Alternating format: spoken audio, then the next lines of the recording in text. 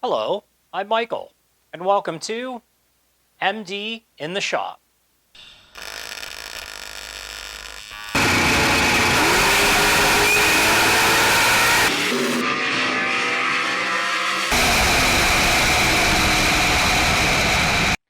Like my father-in-law Dieter says, it's time to shut up and work.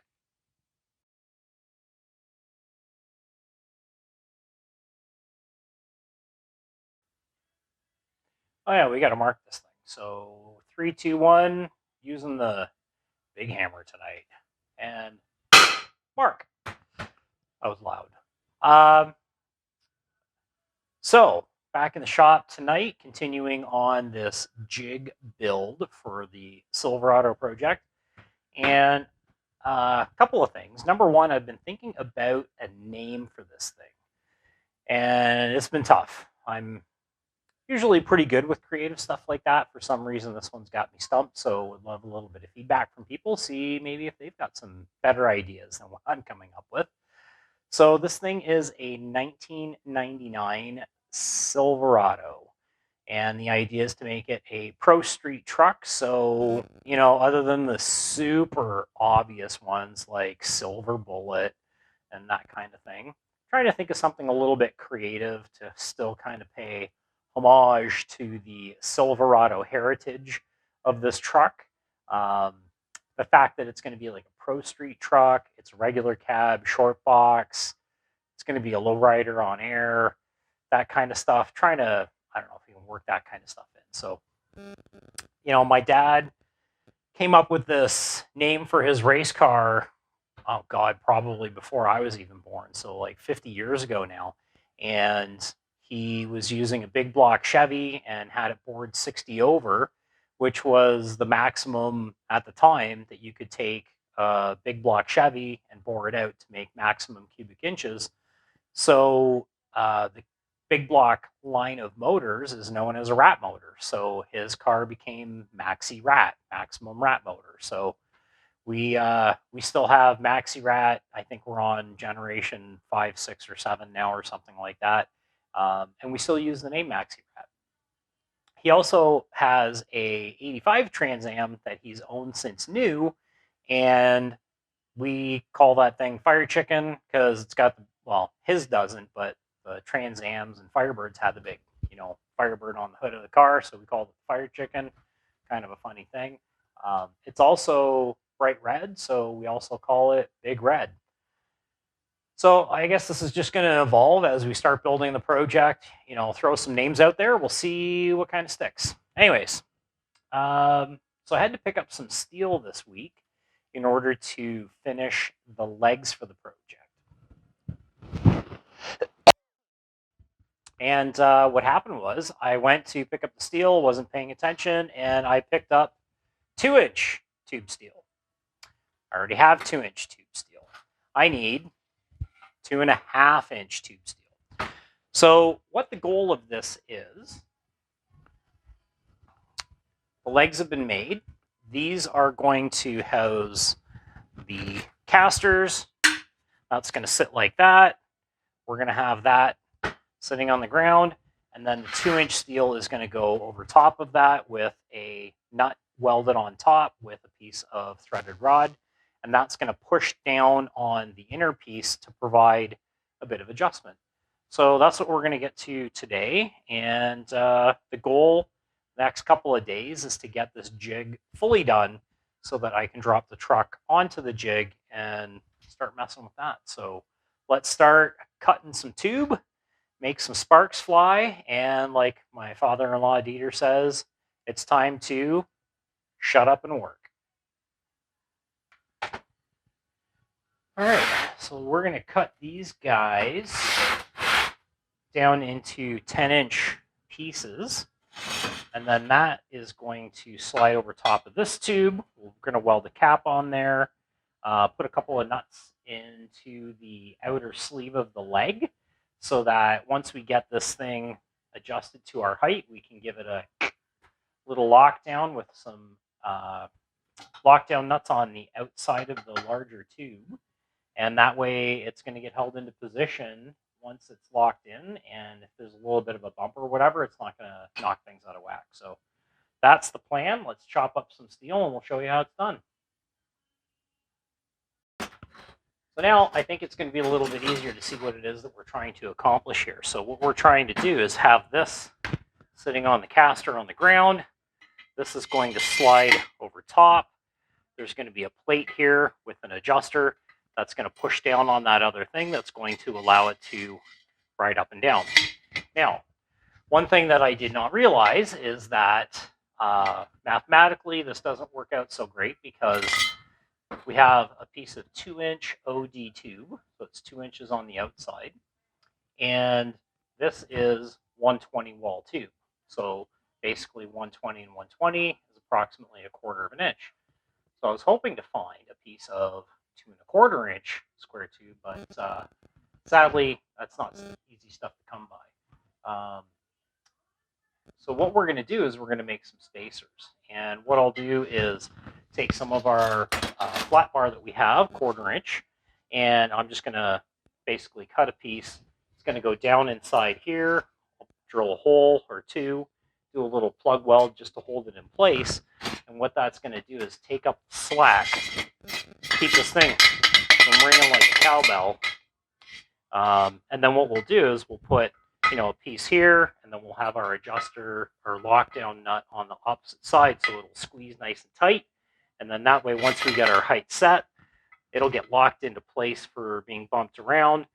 I think it's a little bit overkill for what I'm looking to do, but I figure, why not take a few extra minutes, $20 worth of hardware, and then that way, once this is in position, it's going to stay nice and solid and not rock around at all, because even if the whole thing just kind of like tilts one way or the other, it could knock it out of whack a little bit. And, the goal with a jig is to get this thing as true as you possibly can.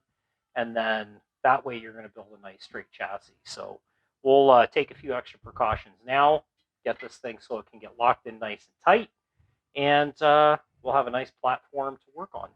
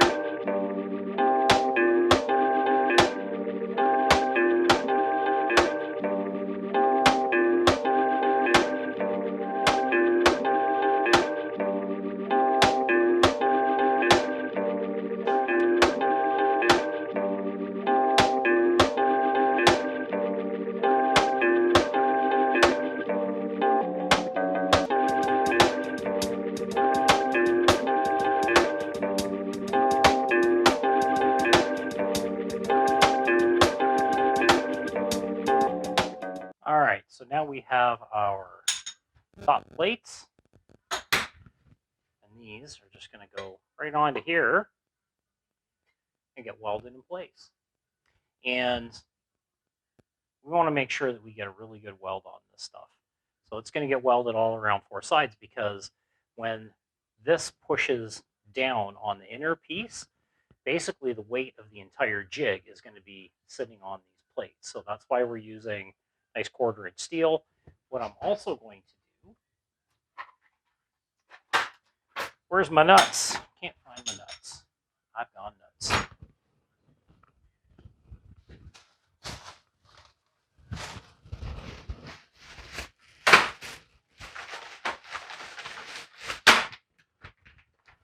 All right. So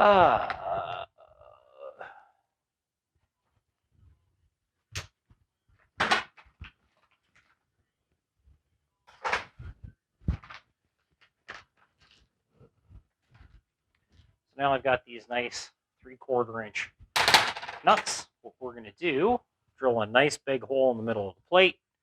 We are going to weld that to the underside of the plate. So what we want to do is we want to have the nut welded on the underside, because as soon as we put that over, all the load is going to be pushing up on this. So if we have it this way, it's going to be pushing up on the nut and the weld that's holding it in place. But if we flip it around this way, then basically the weld is just going to be holding that nut in place and keeping it from spinning as we're threading it up and down. All the load is actually going to be from the nut onto the plate itself.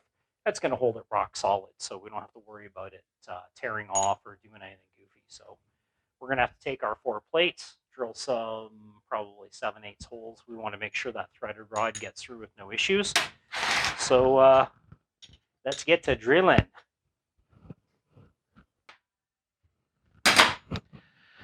All right, let's get to some welding. So we have our plates that have about a 7/8 hole in them. I've done a nice little bevel on there, so that way you can get a little bit more surface area to weld on. So what we're going to do is take our tubes and the nut is going to go on the inside and essentially be like that. So what we're going to start off by doing, taking our 4 plates, use the scrap piece of rod, which I don't really care too much about. It's going to protect the threads on the inside of the nut while we're doing our welding, and we're going to get the nuts welded to the plates, and then we will weld the plates as a cap on there. Okay. So now this should slide down like butter. Beautiful. It's exactly what we were shooting for. So now what we'll do is let's draw a little mark on the bottom here so we can see where we're at. Use my nice yellow paint stick.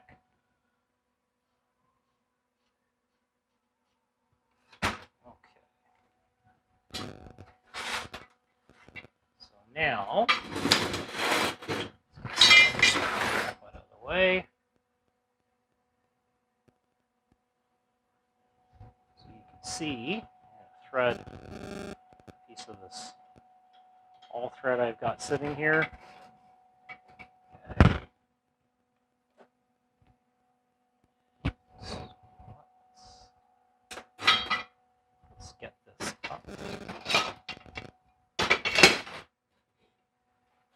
Okay, so you can see what's going to happen. So what the goal is here, this outer piece, this 2.5 inch piece here is going to get welded to the table.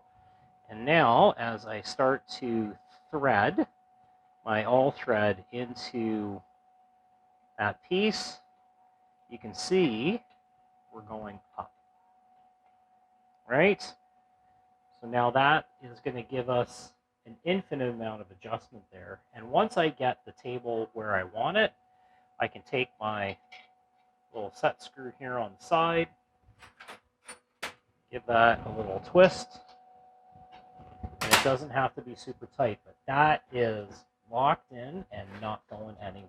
So that is exactly what we're going to do 3 more times, and then we will have our legs for the table on casters that are adjustable, and we will be ready to get the chassis on the jig. And 3, 2, 1, mark. That doesn't sound very good. We got to get, whatever.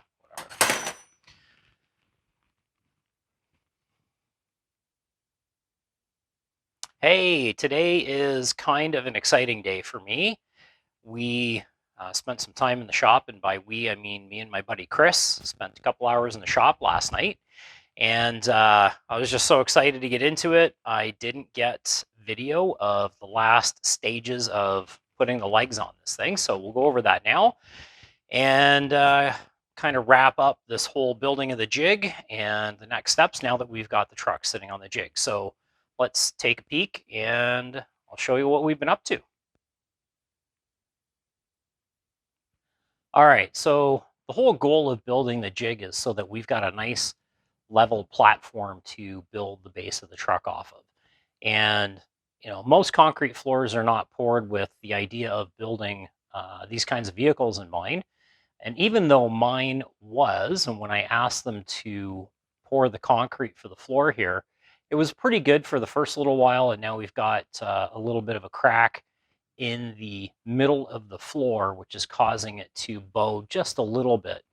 And if you take a piece of steel here and put it on the floor, where that crack is, it starts to rock. So we definitely don't want to have our vehicle built under those conditions because we want to get this as good as we can. So I spent a lot of time with the laser getting everything all leveled, put it on jack stands, used some shims, got it within about a 32nd of an inch from corner to corner across almost 16 feet. So now we've built the legs and we have the legs attached to the frame.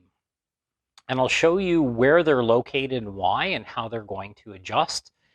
They weren't that complicated to build, and all told for this, including the wheels, I'm going to have around $450 invested into the materials. So that is 3 lengths of 2x3 120 wall square tube, 1 length of 2x2 120 wall square tube. What was the other one that I got there? 1.5 inches, no, 2.5, because I took the 1.5 inches for the inner piece and used the 2.5 for the outer piece, as well as 4 casters that are rated for 1,200 pounds each. Those are probably about the most expensive part of this whole build, and they cost me about $100 to buy the 4 casters, 120 I think it was. So yeah, for, let's call it even $500 for round numbers. So for about $500, I have a mobile jig that I can level all 4 corners of this thing and get it so that it's really, really good. Definitely better than any concrete floor for building this truck on. So let's take a peek. So here we are underneath the wheel tub, the back of the truck. This is the driver's side. And what you'll see here is the frame rail, which is the 2x3 tube. Let's do this real quick. All right, so we've got our 2-inch by 3-inch long, because this is going to be the stronger side with the length. And you can see here the leg that's been built. So this is the 2.5-inch square tube. These are approximately 20 inches tall. And that's from the bottom of the wheel here all the way up to the top. I've got these so they're sitting just a little bit recessed below this level, just to keep them out of the way. And the way that these things work, I think they're pretty cool. So basically, I have here this lock nut. So that's been welded on there to pinch the piece on the inside. So we'll just give that a little turn to loosen that off. And then up here, we have a 3/4 inch all thread that I've welded a nut to the top of. And that slips down inside and then pushes on the piece on the inside to raise it up. And what you can see here, if you watch right here underneath where the separation is, as I start the crank on this, you can see it's slowly starting to move up. Right? And then when I get it to the height that I want, just give that a little bit of a turn. And there we go. And now it's pinched in place and it's not going anywhere. That is pretty rock solid. So I can back that off. Turn my ratchet around the other way. And now,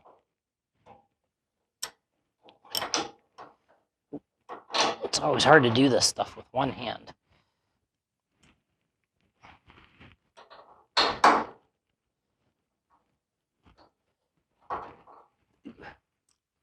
There we go. Now we're going the other direction, and you'll see it come back down.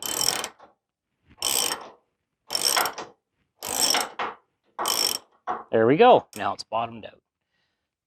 So what the goal is going to be is to get this into the position that I want in the shop, and then I'll take my laser and I will measure off on all four corners again. All right, so the other thing that's been done here, this is the square tube rail that was built, has the casters on it. What I did is this is the frame rail for the chassis itself, and I've got a piece of 2" by 2" square tube in between. Now, I could have taken the frame of the truck and laid it right down on top of the frame rail. However, I felt that having that gap between the jig and the chassis frame could be really advantageous in the future because, you know, if I'm trying to drill holes and stuff, or I'm trying to run lines and move stuff around, if the frame of the car is right on top of the chassis jig, I just won't have that clearance. So I'm going to use a couple of these 2 by 2 square tube pieces and use them as spacers for getting the car up off the jig, the chassis up off the jig. And that's going to give me just that little bit of clearance just in case I need that. All right, so here you can see the front of the truck. And essentially we've done the same thing. We've got our 2 by 3 square tube with our adjustable legs that are pretty much right at the firewall. And again, I wanted to make sure that we had the bulk of the weight of the vehicle over top of the wheels and keep the span in between them as short as possible. And that way that will help with any of the frame deflecting and try to keep this jig as true as we possibly can.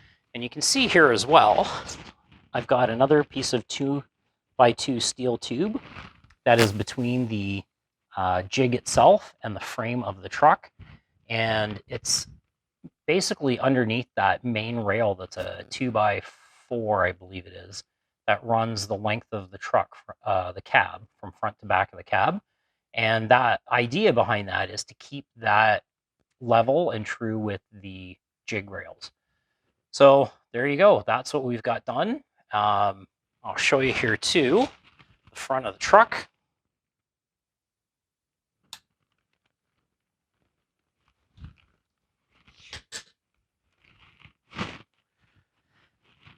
Okay, so here's the front of the truck. And I wanted to make sure that I brought the frame so it was out in front of the horn of the truck. I call them horns because that's kind of what they look like to me. So I've got this sitting out about 8 or 10 inches in front. So that way when I mount my rad support and everything, I can use the jig as the template and keep it level and square.